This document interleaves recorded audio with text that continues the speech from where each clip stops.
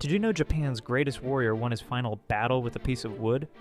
Miyamoto Musashi never lost a single fight in over 60 duels, but his last battle taught him the deepest lesson of all. Facing the legendary Sasaki Kojiro, Musashi showed up 3 hours late. While his opponent waited with his famous steel sword called the drawing pole, Musashi carved a wooden sword from a boat oar. The crowd expected an epic clash of steel. Instead, Musashi struck once with his makeshift weapon and won instantly.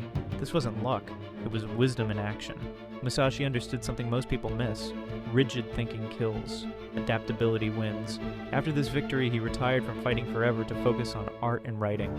His famous book teaches that true mastery means using whatever works, not what looks impressive. The wooden sword principle applies to your life today.